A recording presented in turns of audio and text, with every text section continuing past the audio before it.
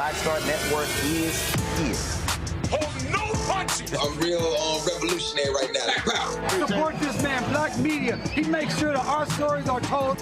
Thank you for being the voice of Black America, Roland. Stay black. I love y'all. All momentum we have now, we have to keep this going. The video looks phenomenal. See, this difference between Black Star Network and Black-owned media and something like CNN. You can't be Black-owned media and be scared. It's time to be smart. Bring your eyeballs home. You dig?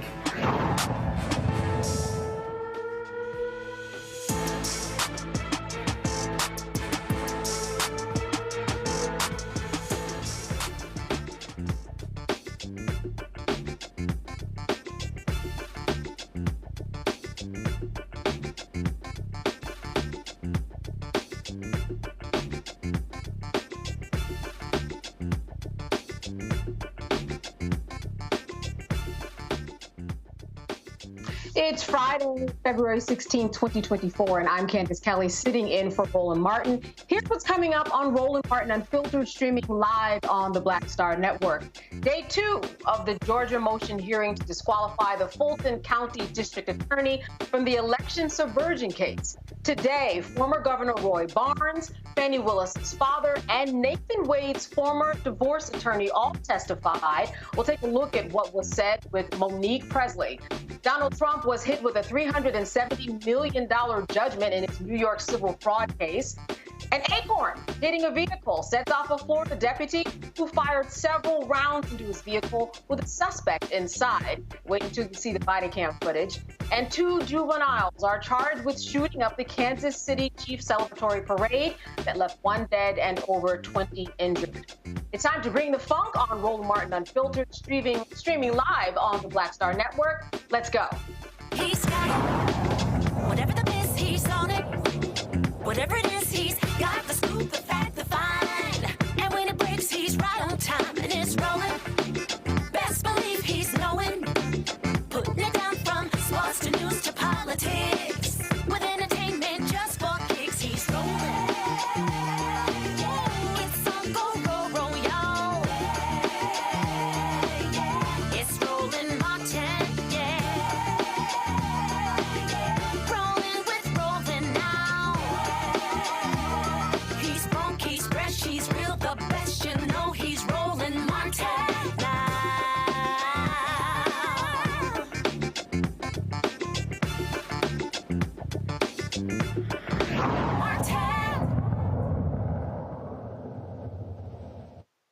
All right, so it's day 2 of the hearing to have Fulton County, Georgia District Attorney Fani Willis. It ended an explosive testimony today. First of all, Nathan Wade's former divorce attorney and law partner, Terrence Bradley, they were called back to the stand for impeachment purposes, but ended up getting exposed as to why he was no longer a law partner. Meanwhile, Fani Willis' father, John Clifford Floyd III, explained why his daughter kept cash in their home, and former Governor Roy Barnes explained why he did not want to be the special prosecutor in the case. Were you approached by the district attorney of Fulton County, Fani Willis, about being a special prosecutor? I was. I don't recall the exact date, but I know it was sometime in 2021. And she asked me to come down, and I met with her and Nathan. There were several other in the meeting. She asked me, said they were beginning this investigation, and she asked me if I'd be interested in being special prosecutor, to which I replied that I had mouths to feed at a law office, and that I would not do that. And also, I just had a bad, well, I won't say bad because it happens from time to time, but I just had the FBI to report making threats against me. And because I thought it was because of the flag, but I asked him, and he said, no, it was because I was too close to the Jews, quote unquote. And I told ultimately you turned down. Yes. Yeah, I told her. I said, I'm not interested. But it's a black thing, okay? You know, I was trained, and most black folks, they hide cash or they keep cash. And I trained, you always keep some cash, because I've been places, and just because of the color of my skin, for example, I took a fellowship at Harvard when my daughter was just, if I might, Your Honor, when I was just, she was just, maybe 3 years old. And I remember going to a restaurant in Cambridge, Massachusetts, and I had a American Express credit card and maybe a Visa or whatever. And I had a lot of what they call traveler's checks. I don't even know if they still have traveler's checks, but traveler's checks. And there was a sign said, with the credit card. For whatever reasons, the man would not take my American Express credit card. So I pulled out my Visa card, and he wouldn't take my Visa card. So then I pulled out my traveler's checks. He said, we don't take checks. Now, these were traveler's checks. This was money. I had a $10 bill. I'll never forget this as long as I live. And he said, the bill for my wife at the time, Fani's mother, Fani, and myself was like $9.95, and I had a $10 bill. That was all that. And I always remember that. But even before that, I've always kept cash, and I've told my daughter, you keep 6 months worth of cash always. For example, I had 3 safes in my house. I put some of my clients' stuff there too, things I didn't want other lawyers to be, because you're always in a firm, and I knew that there were special conditions. So some of my clients' things I would bring home, put them in the safe. But I've always kept safes. And as a matter of fact, I gave my daughter her first cash box and told her always keep some cash. So joining me to dissect all of this is Monique Pressley. You know something, Monique? I look at this father and I say, that really is a dad being a dad. He told his story. He took his time. And another thing is that he really knows the law. What do you make, first of all, about the testimony from Fani Willis's father? Well, I thought he was the best example of stereotypes being dispelled. I love it when that happens. I love it when it's very obvious that what people were expecting from her daddy that she kept talking about yesterday and always keep cash was not the brilliant, distinguished, elegant, thoughtful, experienced legal mind of a man that we met today. So I was pleased that we got to meet this international trial lawyer who has raised an exceptional daughter, and I understood her a lot better after I heard his testimony today. Yeah, I think that he made some things clear, especially about the cash that he trained his daughter to have in the house. That made a lot more sense when she was talking. He really was clear and very, very pointed in that his daughter was not going to be out there and be left to dry. She was always going to have money. And I think that made a big difference, because the question that people are asking is, why is she having cash? Is there something underhanded going on here? But that was training from her dad. Well, and it's a Black thing. It's a culture thing. I tweeted, or whatever they call tweets now, that the name is X, that others may just need to get a copy of Culture Codes or some similar game to help them understand things like Grandma and them always had cash under the mattress, or some other similar place, that women, when they were going traveling, they reached down, is tied up on the brassiere. These are just things that are known, things that in our culture are done, and in other cultures, not just in ours. And so she wasn't talking things that were foreign to many of us, though those things may have sounded strange. At the end of his testimony, though, he said candidly that it was discussed between him and the state's attorney's office, and that he was prepped, and that he did watch what happened. It would be hard not to watch. He's a person who pays attention to the news, but he was also clear that he wasn't under subpoena and he wasn't a planned witness. So there wasn't any requirement that he knew of that he was supposed to be sequestering himself as some of these who were on the witness list for this evidentiary hearing. So I think that the judge decided that didn't mean that his testimony would be eliminated, that would go to weight, that would go to credibility, it wouldn't go to admissibility. But I think that there were other things that he helped on that they really didn't want to be highlighted, because they tried to make it look like, she didn't have to leave her home. Maybe the security issues weren't that bad. And, there's a certain sector of our population that in this political climate, never wants to admit that those things are as bad as they are. But he went into detail about the fact that after she won her election, their house was swarmed, that they had to have detail around the clock, that she was simply not safe there, and no one else was going to be safe as long as she was there, that she had to leave, and that she's had to move multiple times, and how much he has been concerned for and worried about her safety and all the ways that it has affected their relationship. So for those on the side of President Trump and the co-defendants, I think it was made clear, one, this is the state of the way she has to live and has had to live, not just since taking on this case, but since winning the election, because that is the way race is in America right now, but especially so after taking on this case. I think that Roy Barnes, that he really buttressed his point in that this is a dangerous case. So much so that, I mean, you don't get paid that much for it when you take on this role, but it's also very, very dangerous.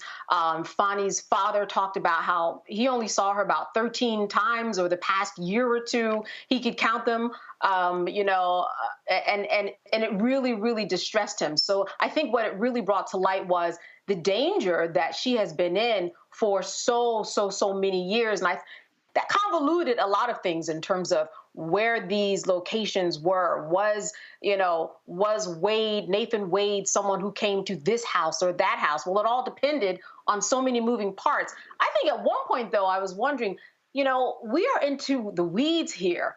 And not that I was lost, but it just wasn't information that pertained to the case. But I think that this was the strategy of those who were asking Fani and her father questions, just to get people thinking about something other than Trump. Well, listen, Candace, you can appreciate as just a counselor yourself. The witnesses had important things to share, but the people who were responsible for pulling out those important things, especially on the side of the defendants, were not doing a skilled job of it. They had the father up there through an entire attorney's questioning, and it never mentioned the cash. What the Miss Merchant, she got up and sat down and never even asked the dad about the cash. And even though that was obviously one subject that he could share information on, that I would think, were I in her position, I would be interested in asking about. But I'm glad you mentioned the testimony of the governor, the former governor, Roy Eugene Barnes. Wasn't he a piece of work? But that, again, was important. That highlighted, which I thought was necessary, the fact that Special Prosecutor Wade was not the first choice, that she wasn't earmarking, that DA Fani Willis was not snagging a job for the purpose of giving him a gig to give him money, that if she had had her druthers, she would have picked a former governor who had significant experience in this area doing high-profile cases, etc. But, that dog wouldn't hunt, as they say in that neck of the woods and in my neck of the woods. He was not interested. That's right. Really not interested in that particular job. Listen, we're going to keep you here. We're going to talk about this more on the other side of the break. More with Monique Pressley on Roland Martin Unfiltered here on the Black Star Network. Stay with us. A new year for a new you. Curl Prep Natural Hair Solutions at curlprep.com is an amazing organic line for curls, locks, braids, twists, and even those wigs and extensions. Women, men, and children are loving this line. Look at this video and you be the judge. People line up to see this product in action at hair shows, and when they take a seat and try it, they don't believe it's their hair. Buy the products at curlprep.com. It works on all hair types. Use code ROLAND, that's ROLAND, lowercase letters, to get a 15% discount. Parents, remove the ouch. You will love this system because you can comb the product through your child's hair with your fingers. Seasoned saints are loving the product. It's all at curlprep.com. Use code ROLAND, lowercase letters, to get a 15% discount. You won't believe it's your hair. bass, give me that beat. Hit on your tongue, I can feel an explosion. I'll take another. On a next, A Balanced Life with me, Dr. Jackie. What does it mean to actually have balance in your life? Why is it important and how do you get there? A masterclass on the art of balance. It could change your life. Find the harmony of your life. And so what beat can you maintain at a good pace? What cadence can keep you running that marathon? Because we know we're going to have, high levels, we're going to have low levels, but where can you find that flow, that harmonious pace? That's all next on A Balanced Life on Black Star Network. Hey, what's up, y'all? I'm Devon Frank. I'm Dr. Robin B., pharmacist and fitness coach, and you're watching Roland Martin Unfiltered.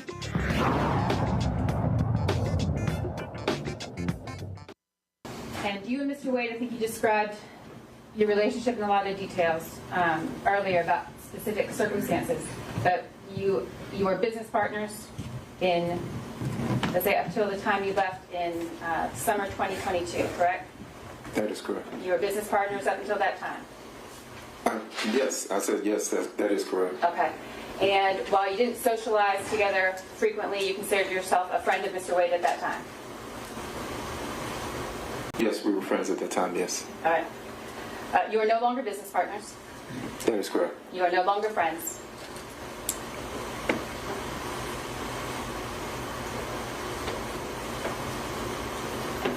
I mean, if he's saying that we're not friends, then I yeah. want to know what you think, Mr. Bradley. Do you consider yourself a friend of Mr. Wade? I would consider. It goes to potential bias. Ms. Cross. Would I consider myself a friend of Mr. Wade? Mm-hmm. I would.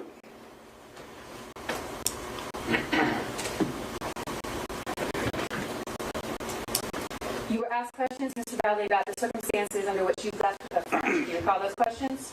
I do. All right. And you left the firm. The firm remained the same as far as other employees, Mr. Wade, Mr. Campbell, as the named partners of the firm. You were the one who left, correct? That is correct.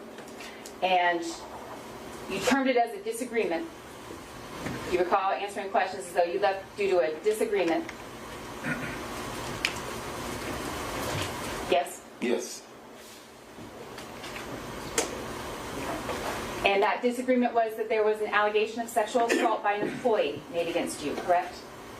That is incorrect. There was not an allegation that you sexually assaulted one of the employees in the firm.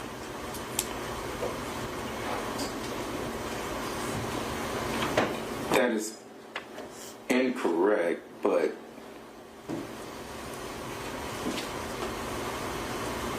yes. Yes. Yes, there was an allegation that you sexually assaulted a member of the firm, correct? Yes, there was an allegation, yes. And as a result of that allegation, you left. I did. And you were no longer business partners with Mr. Wade. That is correct. The firm remained intact, and in fact, the employee involved remained with the firm, correct? I'm not certain of that. They did leave the building, of course, and I don't know. Some of the employees did leave. Mr. Bradley, you in fact paid that employee $20,000, correct? That is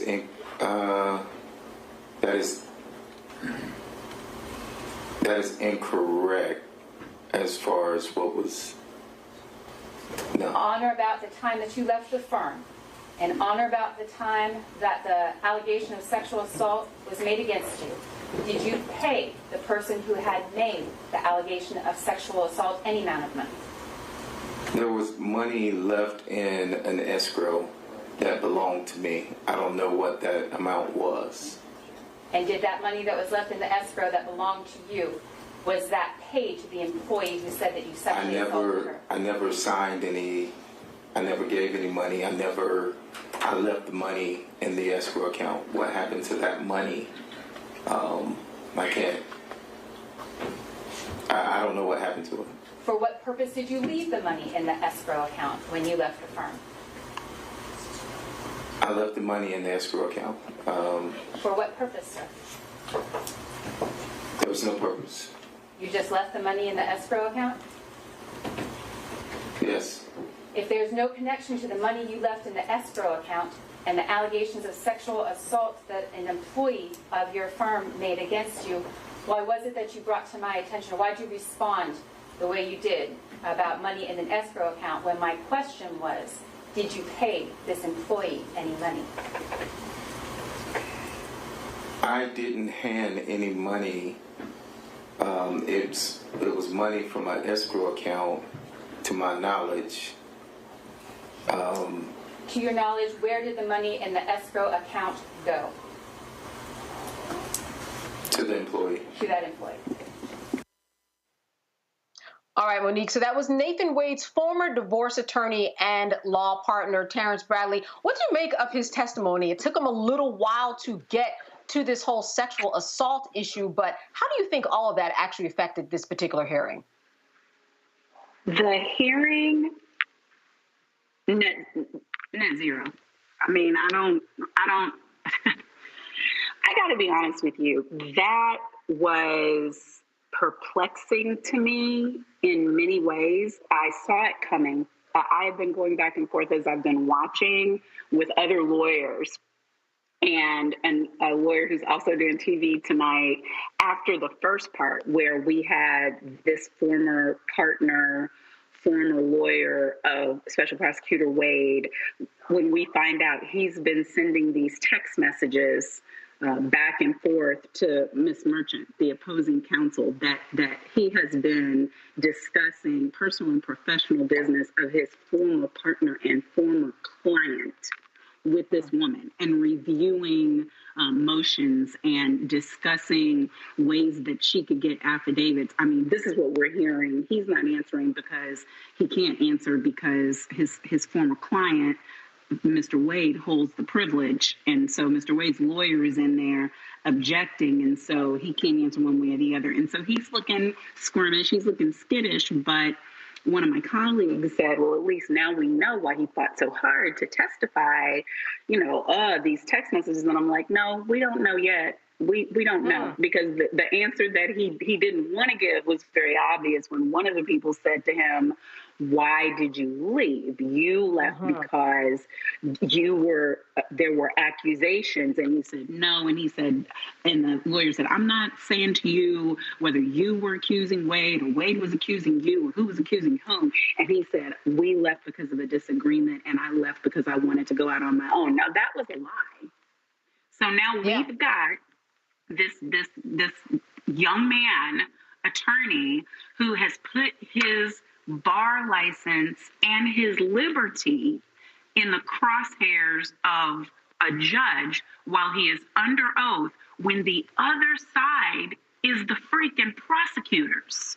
I don't at all understand how, especially as a lawyer, knowing for himself, even if nobody else knew, even if he didn't know, Fani Willis knows about this, Wade knows about this. That means that whole side of the aisle that I'm going in to testify about, they all know about this. These other folks over here, they probably know about it. I don't understand how he didn't have a lawyer for himself as he was testifying today, why there wasn't an evidentiary hearing beforehand in which his lawyer was moving to preclude from evidence this very damaging facts of these allegations, whether true or not true, that they shouldn't have been able to bring it up, not even for the purposes of impeachment.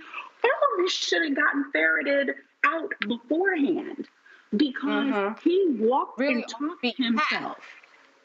Pardon? Yeah, this is really off the path that we're actually originally supposed to be on when we are talking about why he was let go at a law firm that you said was privileged information anyway. How are we even there? No, I don't know that it was privileged, and I don't believe that it was off the beaten path. I think when you sit your behind in a witness chair and you are a black man in America and you have had allegations of sexual misconduct against you, you better believe that these white folks don't find the path. And that is exactly what happened. So anytime you were in that position, you try not to get in the chair, but if you are going to get in the chair, you're going to get in the chair with somebody there protecting you. You're going to get in the chair knowing that all of this has been decided and that you either will or will not have to testify about it. And if it was privilege, if that was the story he was going with, then he should have stuck to that damn story. I'm sorry, I'm cussing, but I I was lost. No, I understand. Listen. A lot of people have been hot over this, especially those who actually sat down during this hearing. I want to bring in the panel Michael Imhotep, host of the African History Network show. He comes to us from Detroit, Michigan. Matt Manning, he's a civil rights attorney out of Corpus Christi, Texas.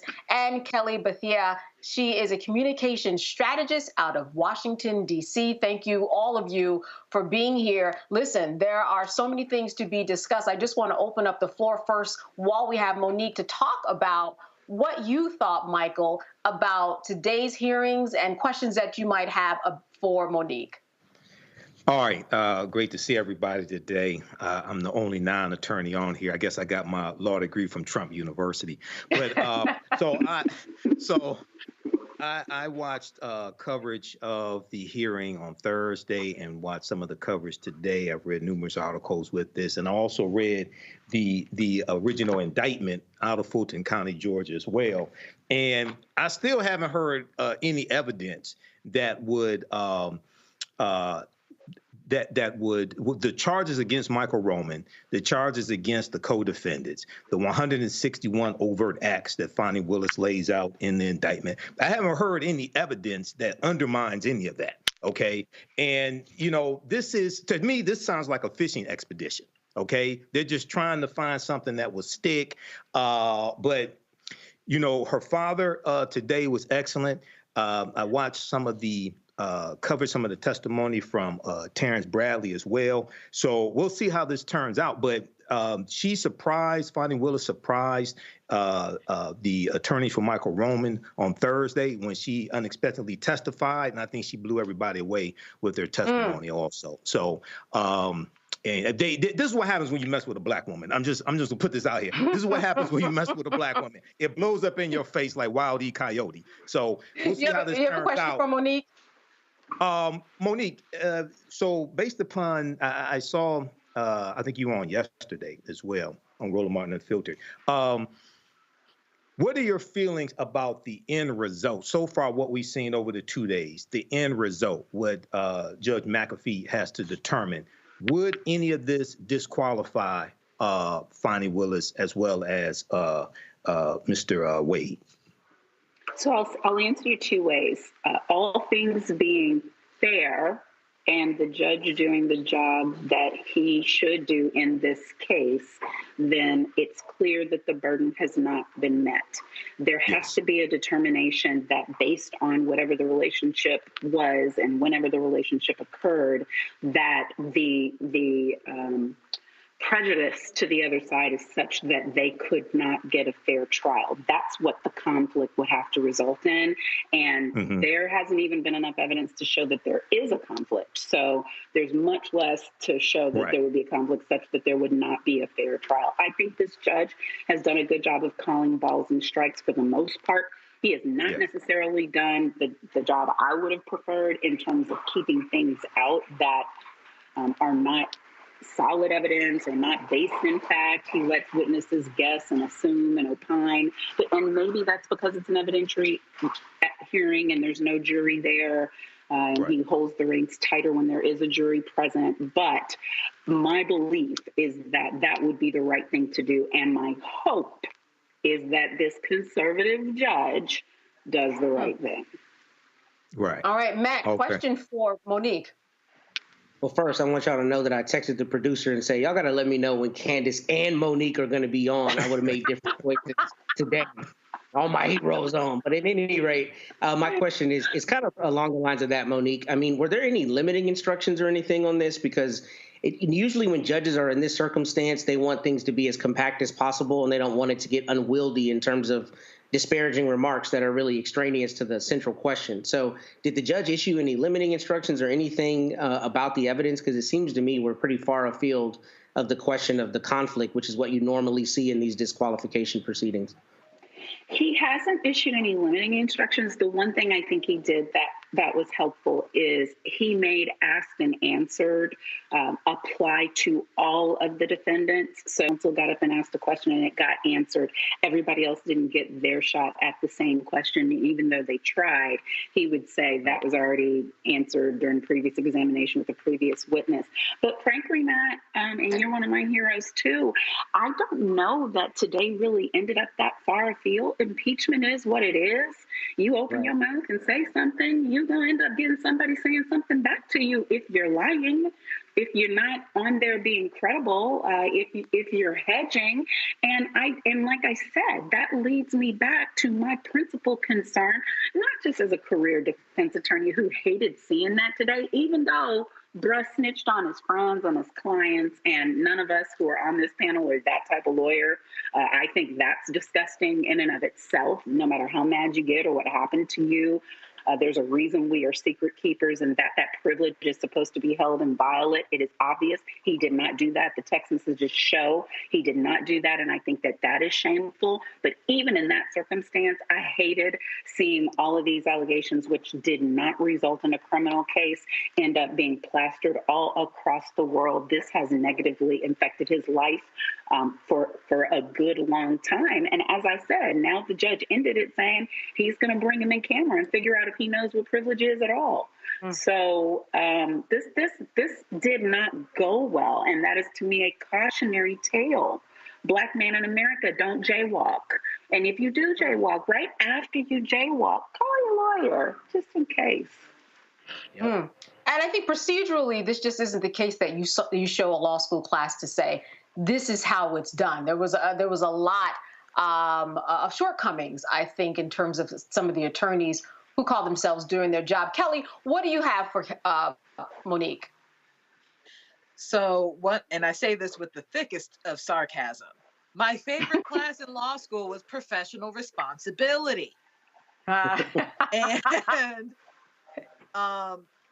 y'all got the joke, but it was a bad joke. My bad. Anyway, how much of this could have been avoided had Fani Willis just disclosed the dynamic between her and Nathan Wade?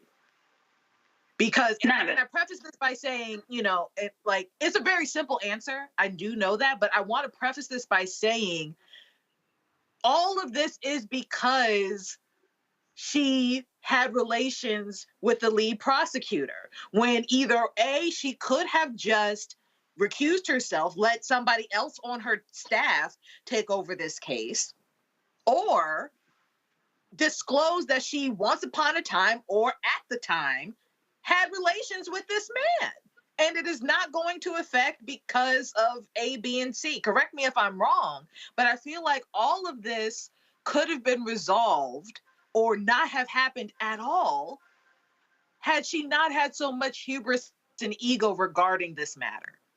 Right. I mean, Kelly, I will correct you because I do believe you're wrong. I think it's unfortunate that we, as the women in the power seat, have to take these kinds of hits for doing things that are not outside of our professional responsibility obligations, are not outside of our abilities as bosses who can hire and fire, are not outside of whatever it is we are required to do under the law. She meets all of those elements. Would it have been easier, perhaps, to move through some of these things if she had disclosed it? Maybe, but it doesn't mean we wouldn't have ended up here, because they would have found another way for us to end up here. Because the reason why we're here is because this Black woman is in charge of this case, and this country is filled with racists, and the leaders of that racist sect of our country are being represented by the attorneys on the other side. If there was going to be anything, this isn't the only thing they've tried. This isn't the first, the last, the middle of them trying to disqualify her. This is just the best reason they came up with so far. And it's not her obligation to live her life such that a racist can't be a racist. It's her obligation to do her job to the best of her abilities. And I try my best not to second guess what that looks like. I think that people are people. I think that people live in human skin, which is what I said last night. That means we make mistakes. That means we differ in the judgment calls that we would make at any given period of time. That means we have feelings, we have emotions, we have all of those things. And it means that we get to be humans and still do our jobs. Thankfully, the law protects us such that we get to do that. So if she didn't do anything that violated the professional canons of ethics, and she didn't do anything that violated the law, then I'm not going to put the blame at her feet for this. I don't think it was her hubris, as you say, that landed us in this position. I think if it was not this, it would be something else. And I think that after we get out of this, it will be something else, because that is the stakes of the job that she is in right now and the people that she's opposing. I took what her father said to heart, and I've been praying for D.A. Willis, for County Attorney Kim Fox, for all of the people, Monique Pressley, the people who have these very hard jobs and are under constant attack. Letitia James, God help her, especially after today and that huge win today. I know y'all probably talk about it later in the show and I'll be gone, but I just want to say, come on, Bisons, rise up. I see y'all everywhere. Especially the women, just saying. But I took what her father said to heart. She is in danger every day. Her life, that of her family, is in danger every day. So though I am an analyst and I can observe, what I try not to be is a critic of the human spirit, because we all be messing up sometimes. Well, okay, so I will say this. I'm going to piggyback off of what Kelly said. And that is, yes, she could have made the decision to say, I have a conflict of interest. And because she knew the stakes as a Black woman, which she has spoken about so illustratively, then could she have made a better decision? And why was not that a little more obvious to her? Because she was in such a high position where she knew that people were magnifying her more than the next person. I do see Kelly's point. Right, but I think they're about to find she did not have a conflict of interest. So she shouldn't say she has a conflict when she doesn't, is my point. That's the point that I'm making. I believe that in the state of the law in Georgia is that if her husband was the best person for the job, he could have gotten the job. I believe that the state of the law in Georgia allows for people who work in the same government in varying positions of authority can be in relationships and it not be a violation. So it's not the same as what the federal government standards are, and sometimes that's what people look at, but I don't think that she had those limitations. I think that there has to be a question of fairness to the defendants and their ability to get a fair trial, and that has not been met. So I think we're bound by the canons of crazy-ass Georgia law, but right now, the person who knows the law better than all of us on this panel, I dare say, is DA Fani Willis. All right, we're going to take a little break, and on the other side of it, I wanted to talk about whether or not, and you touched upon it a little bit, but let's say that she is removed. What are the next steps? Because there are certainly a number of people who just do not want to touch this case at all. Stay with us. Monique Pressley is going to stay with us. Also, you're watching Roland Martin Unfiltered here on the Black Star Network, and we'll be back after a break. When you talk about blackness and what happens in Black culture, we're about covering these things that matter to us, speaking to our issues and concerns. This is a genuine people-powered movement. There's a lot of stuff that we're not getting. You get it, and you spread the word. We wish to plead our own cause. Too long have others spoken for us. We cannot tell our own story if we can't pay for it. This is about covering us. Invest in Black-owned media. Your dollars matter. We don't have to keep asking them to cover our stuff. So please support us in what we do, folks. We want to hit 2,000 people, $50 this month, raise $100,000. We're behind $100,000, so we want to hit that. Y'all money makes this possible. Checks and money orders go to P.O. Box 57196, Washington, D.C. 20037-0196. The Cash App is $RM Unfiltered. PayPal is R Martin Unfiltered. Venmo is RM Unfiltered. Zelle is Roland at RolandSMartin.com. I'm Faraji Muhammad, live from LA.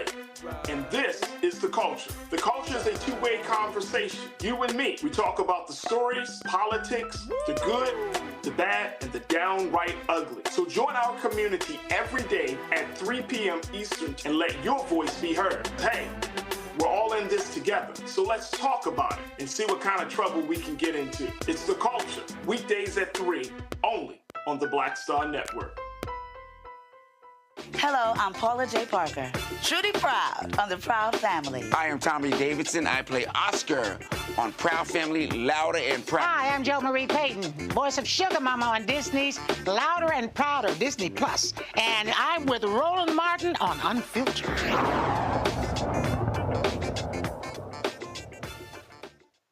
All right, I want to open this back up to the panel, but I want to start with you, Matt. As a practicing attorney, what were your thoughts about what you saw today? And what have your thoughts been so far?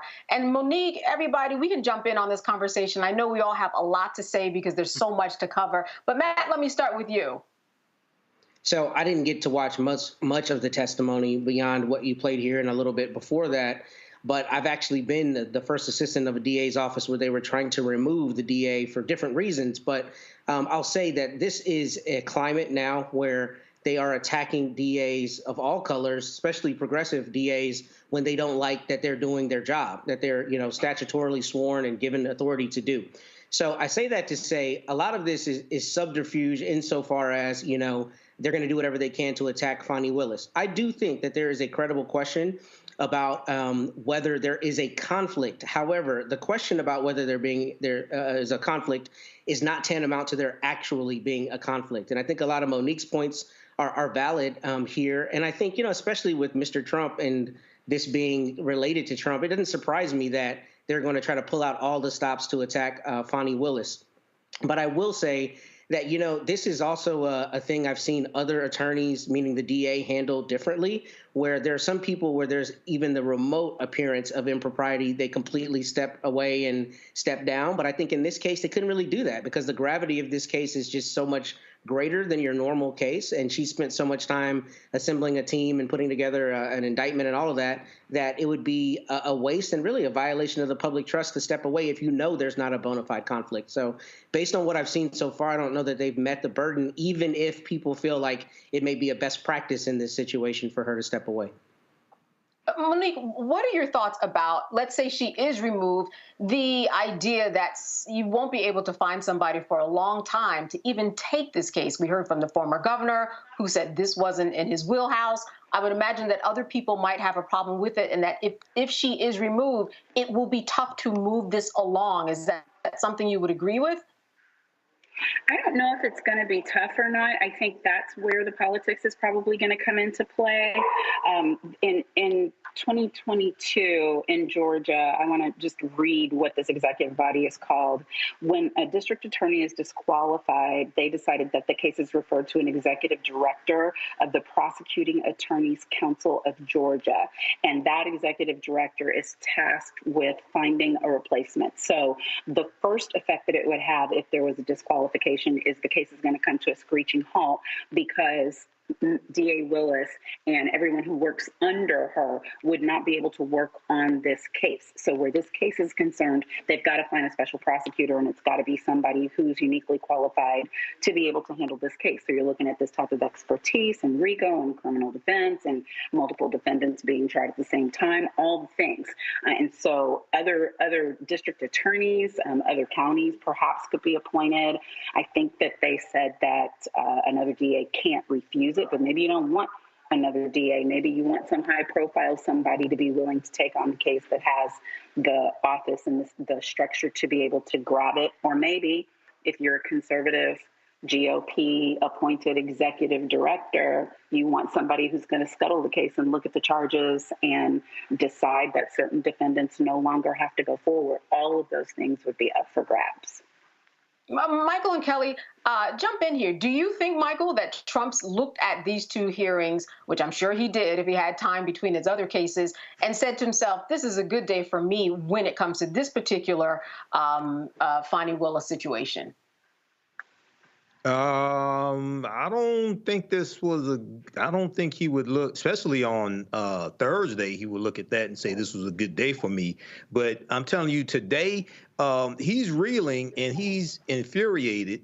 And Letitia James just grabbed him by the wallet for the tune of $355 million. So I'm telling you right now, he's pissed off. He's pissed off to the highest of pissivity. But my question for Attorney Monique Pressley is, so the premise of the convoluted argument that Michael Roman's attorneys are making is that Fani Willis hired Nathan Wade to oversee the prosecution of Trump and the 18 co-defendants, and she benefited by trips that he took her on and dinners he took her on. And this was an investigation that lasted approximately 2 years, but she then paid them back in cash for the trips and the dinners. Am I getting this correct? Yes. Okay. Yeah, it didn't make any sense to me either, but okay. All right. Yeah, I mean, and it's a sad state of affairs. I'm just making sure I got the facts straight. But yeah, it didn't make any sense to me when I heard it the first, second, third, fourth, fifth time. But okay, go ahead. Well, no, I mean, they're saying that she has a money benefit in the hiring, and the best that they can come up with is that she benefited because of a cruise with his mama and an Aruba trip and going to Tennessee and so they California investigated for 2 years. To go on a couple of trips, 2 or 3 trips, and then be taken out to dinner a few times. Okay. Yeah. Well, I mean, this is when you know they're desperate. This is when you know they're desperate. That's the interesting part that I find about Special Prosecutor Wade and about DA Fani Willis. You know, they keep saying, why did nobody know? Why was it so private? And I'm kind of like, well, I mean, look at what they're dealing with. It's kind of obvious why they lead private lives, because this is what is possible. Already getting. Yeah, death threats she was already getting. So you don't want people to know who you're involved with, because they become a target as well. Yes. And so many people that I spoke to today said, well, I certainly learned a lot about a potential Hollywood deal her father had and her dating philosophy and what they think about money, how she grew up a little bit, relationship with her father. We learned a lot, but getting to the core of what they were actually asking questions about, not a lot of meat on that bone there. Kelly, jump in. Do you have a question for Monique? No question at the moment, but I will say that the reason why they kept it so private, aside from the obvious, her being high profile and him now being high profile as lead prosecutor, is the fact that, technically speaking, he was still a married man. This was infidelity that they were hiding.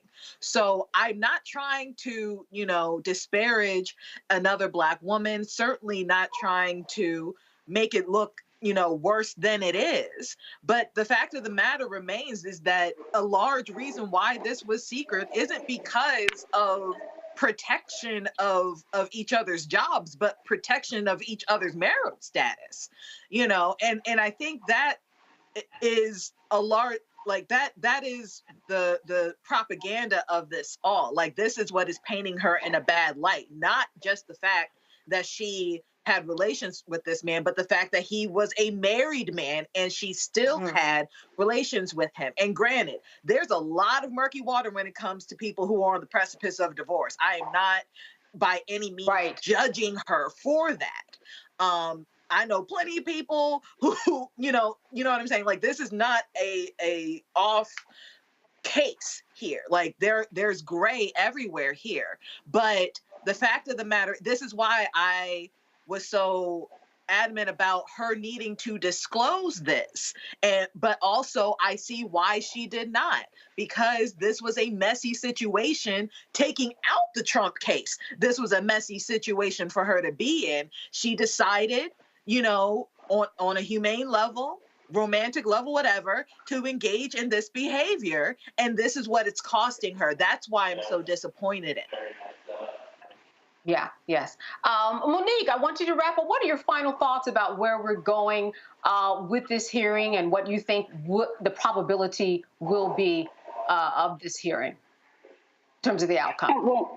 Well, like I said a little earlier, I believe that on the facts and the law, the judge should do the right thing because the evidence has not been presented in the case by the co-defendants for them to come anywhere close to reaching their burden in order to be able to disqualify the sitting district attorney. And my other closing remark, like last night, I'm going to say again, it's Black History Month. And this is the first Black woman to have that position in Fulton County, Georgia. And I believe strongly that nobody really knows what goes on when somebody's marriage ends.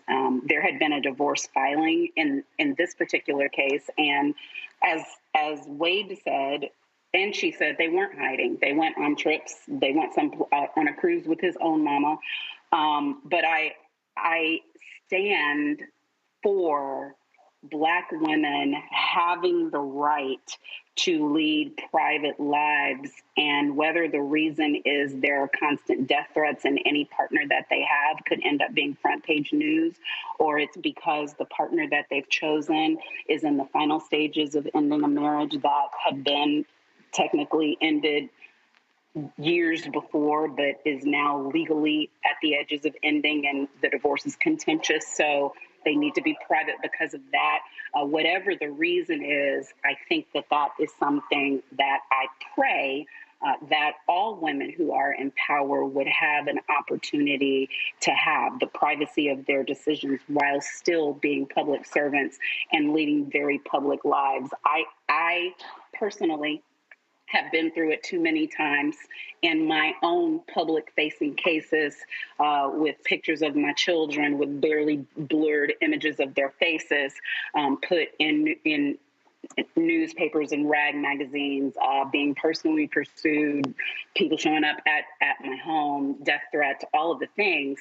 And I cannot say more strongly how much I support the right of privacy, even in public-facing individuals, for the manner in which they conduct their own personal lives. And the real shame of what these co-defendants are being allowed to do is that it drags the good names of so many people who are doing work that we all need them to do, critically important work. The real shame is that they are being given an opportunity to do that. So I pray for the best for all of the parties on our side of the aisle who are involved in this proceeding. All right, Monique Pressley, a lot of personal insight. We thank you for sharing that with us. As always, good to see you and have your legal analysis.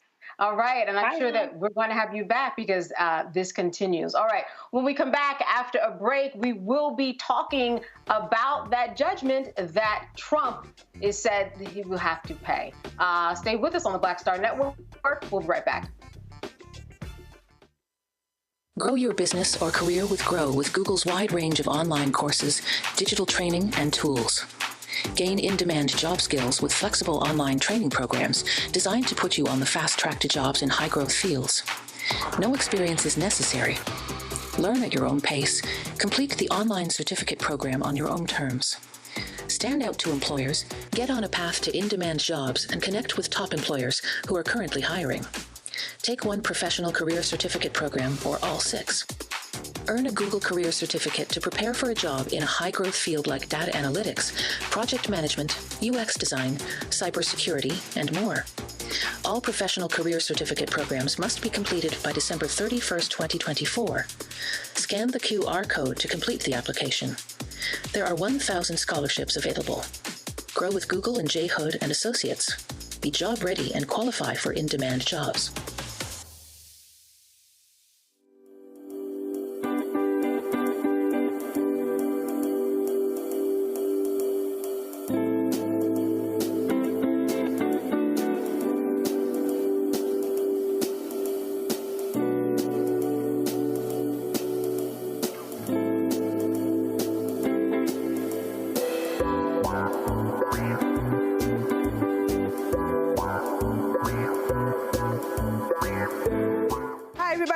calls. Hey, I'm Donnie Simpson. Yo, it's your man Deion Cole from Blackish, and you watch Roland Martin, Unfiltered.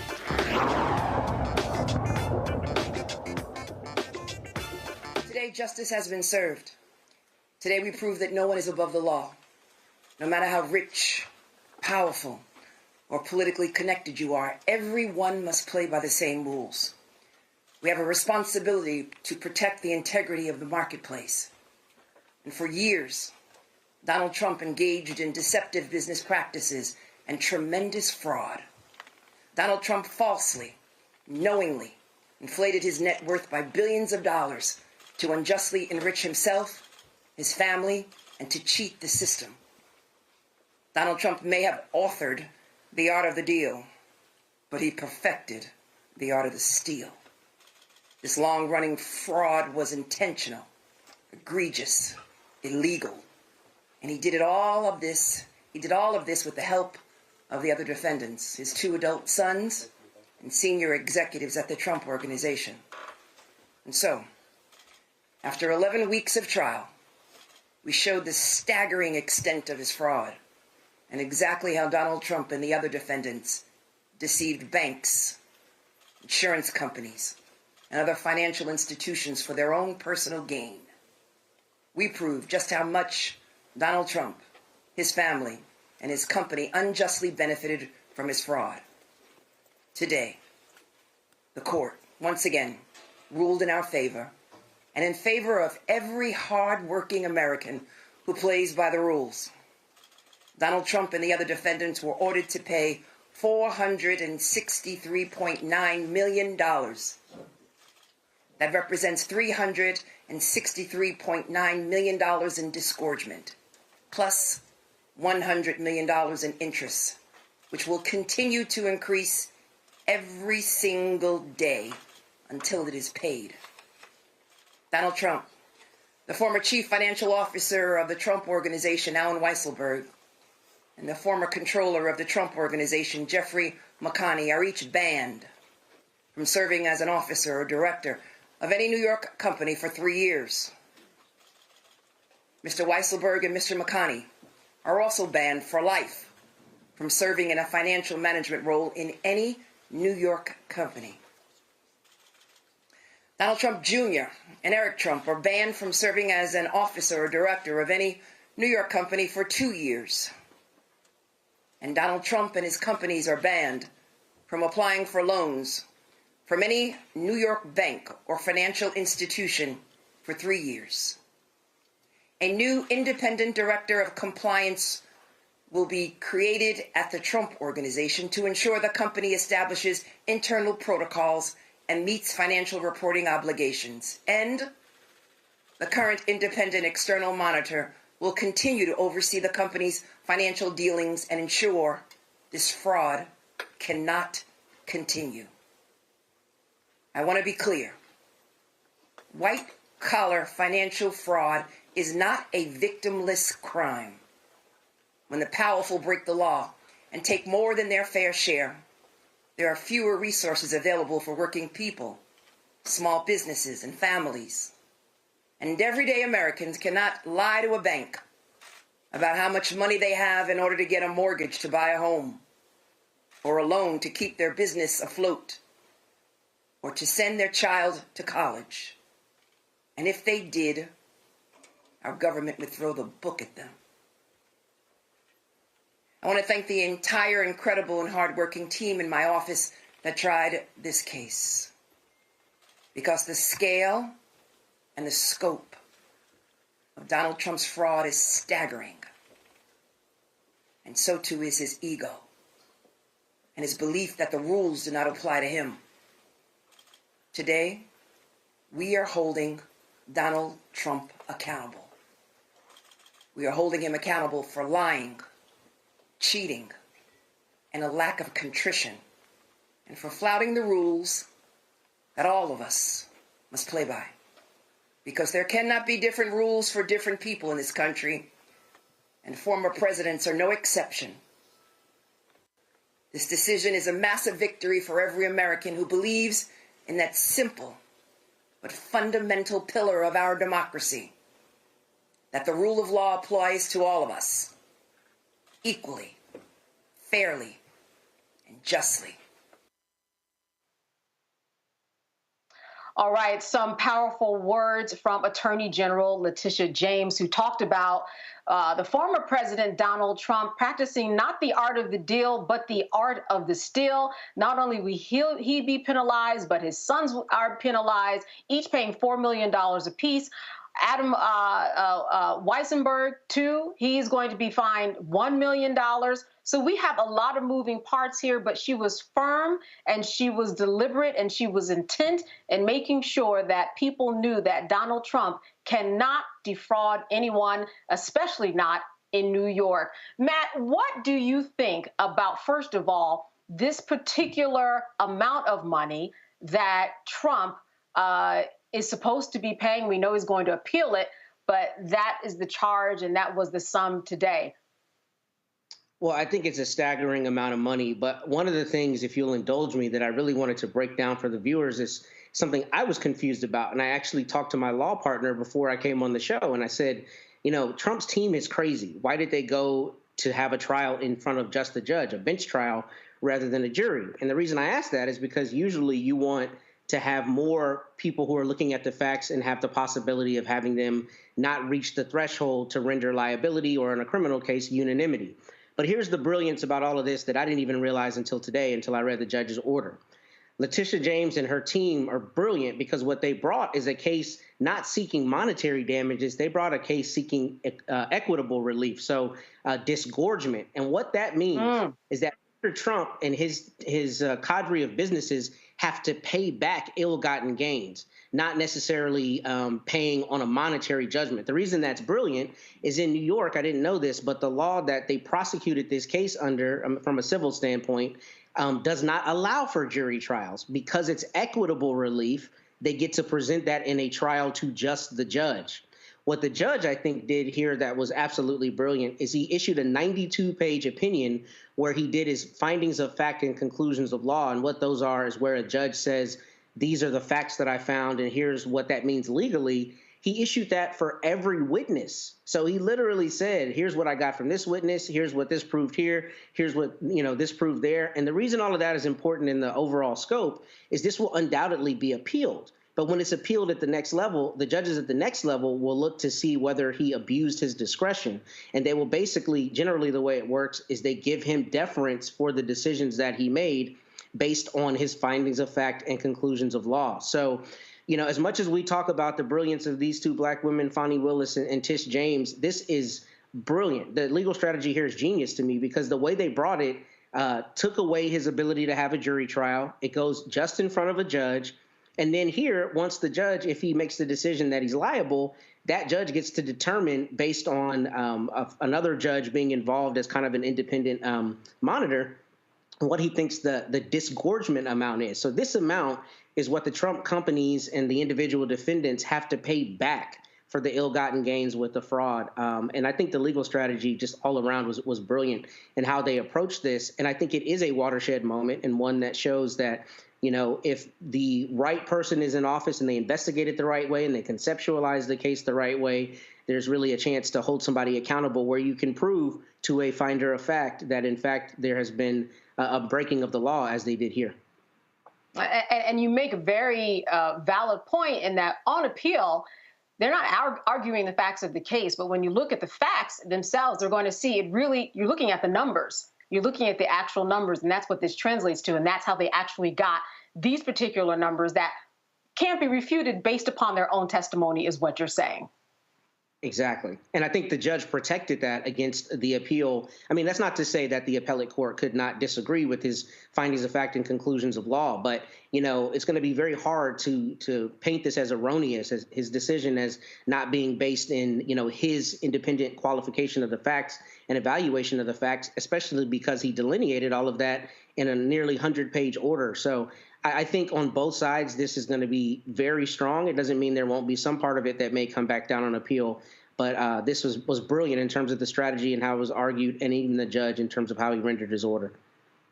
Kelly, what also came out of this case is that there's going to be a monitor that will continue monitoring. This is someone who already has been monitoring, someone who Trump has said messed up a number of business deals by the tune of millions. What are your thoughts, Kelly, about this monitor and what that really means and translates into when we talk about Trump and the way that, well, he really can do a lot of business, but just in terms of the business itself, in terms of the Trump organization and how it can even exist?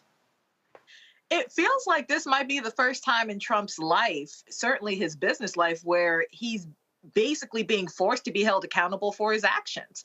A large reason as to why this case even came to be is because he was able to lie. He was able to inflate and conflate and manipulate the numbers so that he looks like he has more money than he has, or he's more good for the money that he's trying to borrow than he is. And with this judgment, he not only is he not able to do that anymore, there are now powers that be that are responsible for making sure that he's not even able to do that anymore. So for me, this is refreshing.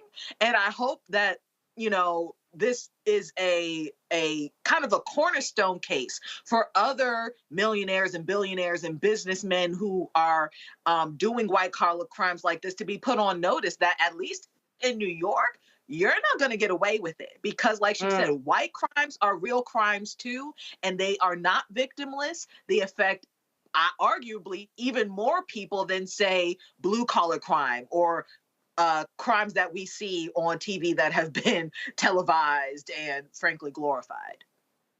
And Michael, we're not just looking at Trump, we're looking at Alan Weissenberg, and then we are looking at his sons. They are penalized in the amount of $4 million apiece. They can't run the firm. What do you think this means essentially for, that's right, for 2 years? What do you think this essentially means for the Trump organization and whether or not it can really thrive? Well, the Trump organization is in deep, deep trouble. And if we just go back to 2015, 2016, when Trump was running, I told people when I was on 910 AM Superstation WFDF as a radio show host, I told them week after week, the only people that think Donald Trump is a successful businessman are people who don't understand business and poor people. Because people who understand business knew he was a fraud. We knew he was a fraud back in 2015, 2016. We knew he was a fraud back in when The Apprentice was on, this TV game show, okay? He's never been a successful businessman. And when we look at what broke this, what really led us to this point today. Now, also, keep in mind, he was held accountable in the Trump University civil lawsuit. We had to pay $24 million, okay? And that was right before he became, well, right when he won the presidency through the Electoral College. He agreed to pay that. He said he was going to fight it, but he agreed to pay that. So we saw that accountability right before he was president, okay? This is an avalanche of it. But what led us to this was the testimony in 2019 before the House Oversight Committee by Michael Cohen, his former attorney for 10 years. This was right before Michael Cohen went to prison, and Michael Cohen knew where all the bodies were buried, and he brought evidence. He brought checks. He brought evidence to prove what he was talking about. And what he testified to was that when Donald Trump applies for loans, he inflates the value of his properties just out of thin air. But then when it's time to pay taxes on those properties, he deflates the value of those properties. Okay, so if we just look at one property here, Seven Springs was appraised at $30 million, but Trump's value was $261 million to $291 million. When we look at Mar-a-Lago was appraised at $18 million to $27.6 million. Donald Trump said the value was $426 million to $612 million, okay? So he belongs in prison, all right? I'm telling you, this is straight up fraud, okay? And in business school, we have to take a class called business ethics, okay? This is required to graduate, at least when I was in business school 30 years ago. You take business ethics. This is criminal, okay? Now, this was a civil trial, but this is criminal. So there's more to come. And Alvin Bragg That trial starts March 25th, okay? That's right. The trial in Manhattan, that starts March 25th. What brought us to all this was Michael Cohen and Stormy Daniels, because Michael Cohen was the one who orchestrated the payoff of Stormy Daniels, $130,000. And I was the one who broke the story right here in Detroit on 910 AM WFDF when the story first came out about Stormy Daniels, okay? It was a story I saw on rawstory.com, and I was on the air with Cliff Russell, who's passed away since then. We were on commercial break. It comes across my news feed. I said, Cliff, take a look at this. We come back from the break. We talk about this. I said, this sounds like campaign finance law violation. Sure enough, that's what it looks like it is. So we'll see how this turns out. This is not going to be a hot boy summer for Donald Trump. I'm telling you right now. This is going to be the worst summer of his life. You know, Matt, you talked about strategy earlier. Now, some people might say, yeah, there's a lot of snow here, but not the full avalanche. I mean, his sons can get back in the game in a couple of years. Donald Trump, he can't do business in New York for a certain period of time, but it doesn't preclude him from getting loans from other states. What do you say about the fact that this was not just a full kibosh on the Trump organization and Trump not being able to do anything, anywhere in perpetuity? Well, that's an interesting question. And I think part of it is, you know, businesses very often don't even incorporate in the states where they do business. They might incorporate in Delaware. So, you know, he's got a team of lawyers that will surely figure out a way for him to be involved in the Trump organization with its doing business. But to pivot a little bit, what I think is very interesting about this, and I've been thinking about with his future criminal cases, particularly the case that DA Bragg will be prosecuting, there's a principle in the rules of evidence in pretty much every state and in the federal rules that says extraneous evidence or evidence outside of the case you're on trial for can sometimes come in to show motive or opportunity or intent or other things like that, right? And I think here, this could be a watershed moment in that trial, because the premise of DA Bragg's trial is the idea that he falsified some records, right? Which would be another way of saying fraud. So it stands to reason that the prosecutors there are very happy about this ruling today, because at least if I were a prosecutor, I would argue this shows MO. This shows the modus operandi, right? Like what they do is engage in fraud. He's now been found to be liable of this fraud in a civil trial. And I think with the appropriate limiting instructions, it might come in a way that doesn't take away his constitutional rights on the criminal end. So I'm really interested in seeing what interplay this has with criminal cases, particularly those where he's accused of some kind of fraud or what we call moral turpitude, which is dishonesty in the law. I think there's a very good chance that Jack Smith and also DA Bragg and the other prosecutors are very excited about this ruling and trying to find a way to include it to buttress their own criminal cases against Mr. Trump. Agreed. I was thinking that. In fact, Kelly, let me pull you in here. A good day for Alvin Bragg, too, and someone who's preparing for March 25th to look at a way to connect these dots and really allow people to see a full picture. I think that this is something that is working in Bragg's favor. I mean, for sure. I think that as far as these cases are concerned, I think us lawyers, us politi-nerds, everybody, we're really excited about it, but the American people really just want a president that's not Donald Trump. I think that's really what we're getting at here. I just want, at least that's what's on my heart to share today. I want this to be kind of wrapped up, or at the very least going, so that by the time the election is like really underway, like we're seeing the ads left and right, past primaries, all these things, that it's going to look like crap, absolute crap, if this man is even close to winning the election. There needs to be something like in the atmosphere that is just like 2 + 2 = 4. Trump should not be president. He cannot be president. Anything but him. That's where I'm at with it. Alvin Bragg, God bless you. You know, take this, run with it. But anything except this man in the Oval Office for 4 more years. And Kelly, I want to stay with you for a moment. Do you think that the sting of the Stormy Daniels fraud case, and then it also goes into tax fraud because of the way that she was paid, do you think that the sting of that is still as hurtful? We've been talking about that case for years. And it just seems to me when I speak to people that they don't really think, especially in comparison to some of these other things, that it's actually that big of a deal anymore. And I think that's the issue, because let's just think about what has happened between 2016 and 2020, before Biden was in office. So much was happening as far as corruption and improprieties and, like, I'm saying the word wrong, but just wrong things were happening in this administration, such that it was just one thing after another, both on his personal end and on the political end. And it was so overwhelming that for something big to happen, such as Stormy Daniels, it was like a mustard seed in this mountain of pine needles that was happening with this administration. As far as morals and things that presidents should aspire to be or should be for us to aspire to, the bar has been set below Satan's sphincter as far as what is, standard anymore. Right? So, absolutely, should the Stormy Daniels thing? I'm sorry? I said a lot has changed.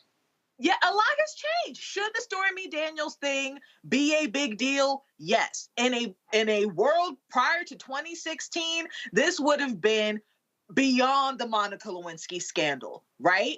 But yes, frankly, we elected a president who already said he's going to grab him by the pussy. Right. And I don't mean to sound vulgar, but that's what he said. And if that wasn't enough to not have him in office, anything else, frankly, is up for grabs and good to go, as evidence as what we are seeing now in 2024 regarding this man, between the lawsuits and the scandals and the corruptions and the secret partnerships and all of these things. Like I said, the bar is beneath hell when it comes to what is acceptable anymore. Stormy Daniels should not be acceptable, but unfortunately, in the grand scheme of things, it is. Yeah. I'm going to piggyback off of what Matt said as before we go to break, and that is there's one thing that you really cannot refute, though, and that is the numbers that he inflated in terms of the cost and the values of all of his properties, and the numbers and the money that was gained on his end. 2 + 2 was always 4. All right, we're going to talk a little bit more about Trump on the other side of this, because he is allegedly talking about abortion. So stay with us. You're watching Roland Martin Unfiltered, and we'll be back after a short break. Next on The Frequency with me, Dee Barnes, the amazing Drew Dixon. She gives us the details behind the HBO documentary that shed light on the alleged sexual assaults by Russell Simmons. And we're talking about the Netflix documentary, Ladies First, right here on The Frequency on the Black Star Network. On the next Get Wealthy, did you know that the majority of households headed by African American women don't own a single share of stock? No wonder the wealth gap continues to widen. Next on Get Wealthy, you're going to hear from a woman who decided to change that. Have been blessed with good positions, good pay, but it wasn't until probably in the last couple of years that I really invested in myself to get knowledge about what I should be doing with that money and how to productively use it. Right here on Get Wealthy on Black Star Network. Hey, it's John Murray, the executive producer of the new Sherry Shepherd Talk Show. This is your boy, Earthquake. And you're tuned in to Roland Martin Unfiltered.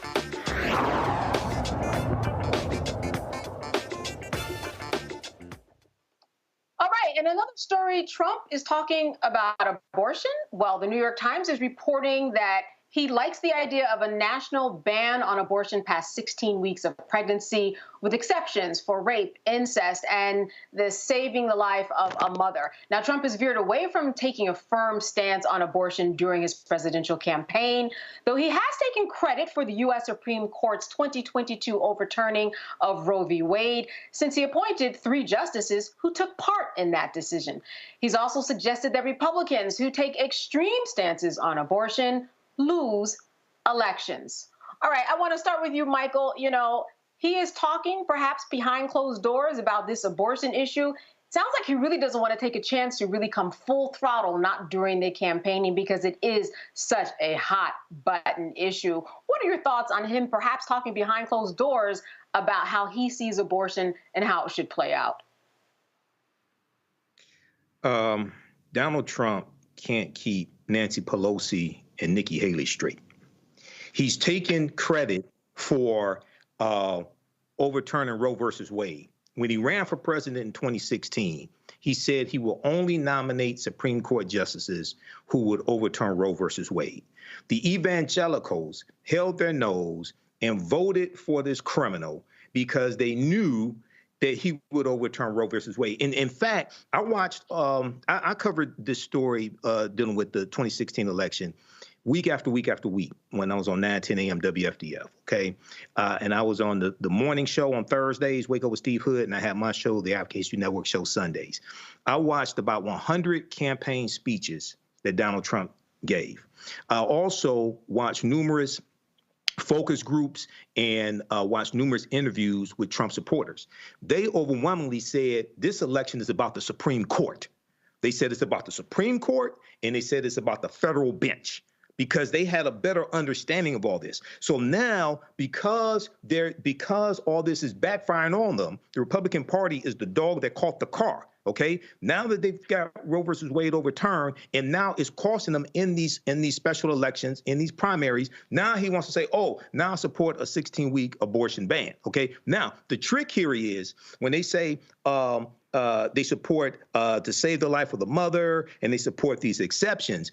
How hard is it, or how easy is it to get these exceptions accepted? Because oftentimes they say we have these exceptions, but it's so hard, or the law is so vague, you have doctors who don't want to be sued if they do the wrong thing. So in essence, you have exceptions, but you really don't in many cases. So this is why this traitor has to be stopped at the ballot box, period. The only person that can stop him is Joe Biden, okay? It takes 270 electoral college votes. Biden got 306. Biden got 81 million popular votes, period. That's it, okay? So this is what we have to wrap our heads around and do the work and make sure we stop this threat in this totalitarian slide into dictatorship, which is Donald Trump and the Republican Party.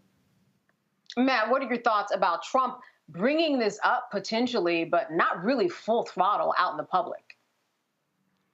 You know, I think a little bit like Future, we got to take the mask off, because I think a presidential candidate, I had to reach, who's not a a person in a judicial capacity.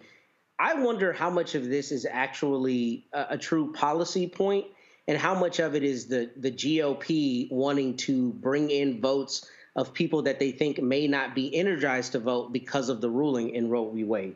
Because for 50 years, the Republican Party made abortion its seminal issue, or one of its seminal issues in its platform.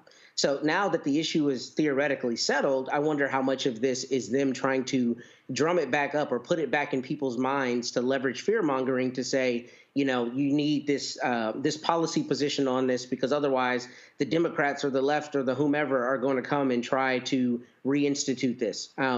Because particularly what's interesting about Mr. Trump is, as we know, I mean, he's very often trumpets whatever he feels, right?